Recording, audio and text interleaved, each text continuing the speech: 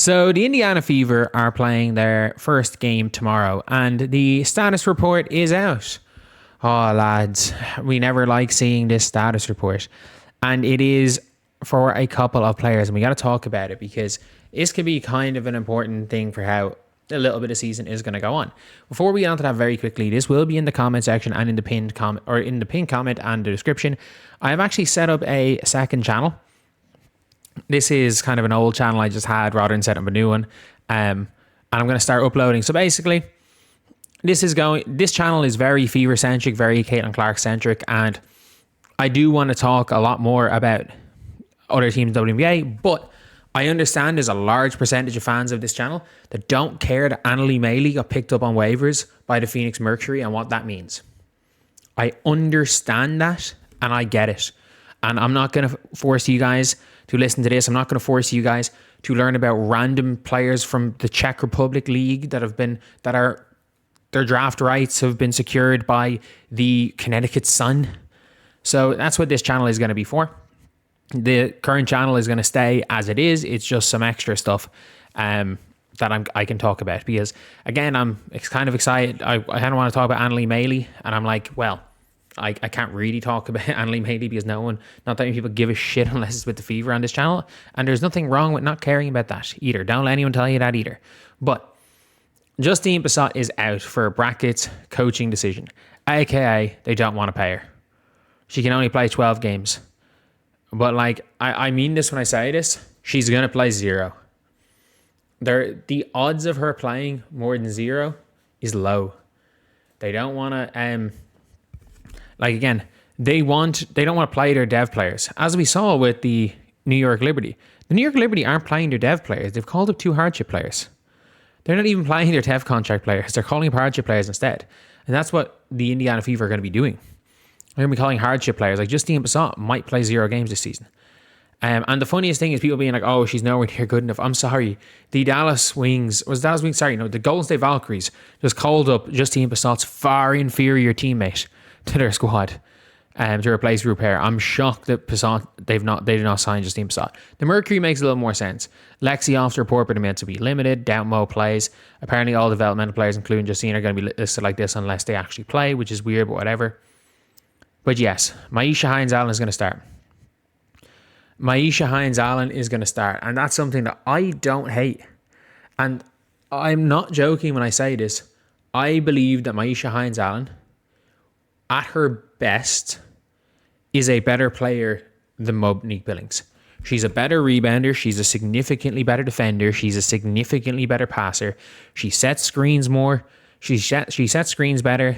She can work more as a hub. She doesn't run the floor as well. She doesn't finish as well around the basket.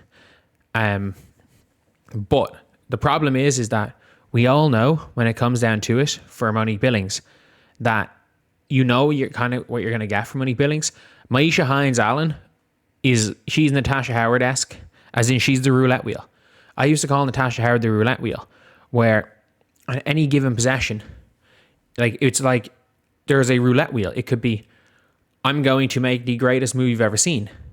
Then beside that on the roulette wheel is, I'm going to have an open layup, and instead of dribbling the ball, I'm going to take 5 steps before putting it down. And the next is, there's a defender in my way. Do I, on the roulette wheel, go around them, stop and pass, headbutt them, or throw it up in the air and hope for the best? She is a roulette wheel. I don't think... She plays off 1,000% instinct. She does not think when she's on the floor. And the thing is with her instincts is sometimes you look at her instincts and they're incredible. Sometimes with her instincts, you're like, how the hell is she a pro basketball player? But at her best, Maisha Hines-Allen is better than Monique Billings. She just is. The problem is that what are the odds that Maisha Hines-Allen is at her best tomorrow? If we're being real, she plays at her best. How many times a year does she play at her best? Maisha Hines-Allen. It is getting less every single year. It is less and less frequent every year how often she plays at her best. It is. Well, Monique Billings being questionable for this game. The good thing is the Fever she's been doing a bit of practice. I don't think she's going to play this game, but Like the Fever's next game is Tuesday. So the Fever have Sunday, Monday off. They have 2 days off. The odds of her playing game 2 is big. And look, for the Dallas Wings, I'm trying to check what is the status. Apparently, Isaiah James is probable. I'm sorry, if you're probable on a sprained ankle, if you're only probable on a sprained ankle, I have news to tell you. She's not going to be right. She's at least not going to be like 100%. The Dallas Wings Rebel jersey look like a Mavs jersey is interesting. And then Alana Smith. I'm not saying Alana Smith is not. She's probable again. She's a broken nose. She is a broken nose. Unpopular opinion, game 1 of 44, and I would rather see my player with a broken nose not trying to tough it out. Unless the Dallas Wings believe they are hovering in the playoffs, which I think they will be. If you're the Indiana Fever, you have the luxury of probably not hovering around the playoffs. And if you're not hovering around the playoffs, you sit your player if they're 50-50. Every time. Every time. Especially game 1. If it turns out the Fever are hovering around the playoffs in game 30, there's a lot bigger problems to have than a Monique Billings injury. But if they're hovering around the playoffs in game 30 with 15 games to go, unironically, like the Aces were with 15 games to go last season, with 16 games to go, the Washington Mystics were ahead of the Aces last year. And the Mystics then went 2 of 14 and the Aces went 16-0. The Aces won 14 more games. They won 14 more games than the Mystics. With 16 games to go, they were tied. And the Mystics were ahead of them on a head-to-head. But yeah, look, I hope the Fever sit her out. I don't think Monique Billings is as important a player as we thought. I think a lot of people, when they signed Monique Billings, thought Monique Billings was coming in as a backup, not as a $800K a year starter. When I saw the prices, it went from Monique Billings being super high on the signing to could you have done better than that?